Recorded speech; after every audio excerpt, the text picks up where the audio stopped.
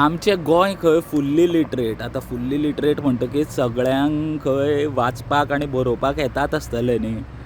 आतां जर गोंय इतलें लिटरेट जाल्यार आमकां गोंय हो जो बोर्ड हांगासर बरयला तो वाचूंक येता आसतलोच. आतां हाजेर बरयलां कितें की हांगासर कोयर उडोवप न्ही. जर तुमी कोयर उडयतना हांगा सांपडले जाल्यार तुमचेर कारवाय जावपाक शकता, तुमकां फायन पडपाक शकता.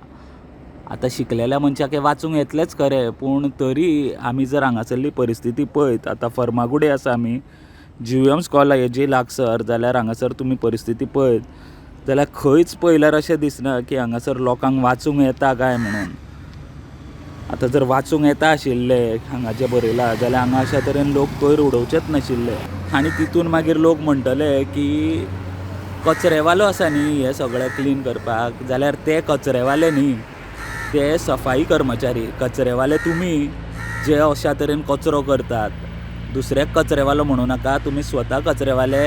शिकोन सुद्दां जे म्हणटा आमी शिकनाशिल्ल्या भशेन वागतात त्या लोकां खातीर हो एक बारीकसो मॅसेज की जर अशा तरेन हांगा बरयलां की कोयर उडोवं नाका जाल्यार हांगा उडोवं नाकात. तुमची लोकल पंचायत जावं तुमची म्युन्सिपाल्टी आसा ते तुमच्या दारांच्यान कचरो व्हरता आनी जर व्हरना जाल्यार ताजी कंप्लेन करा की कचरो व्हरचो म्हणून. पूण अशा तरेन असो रस्त्यार हाडून तो उडोवं नाकात आनी आमचें जें नितळ गोंय आमी म्हणटात तें अशा तरेन इबाडूं नाकात.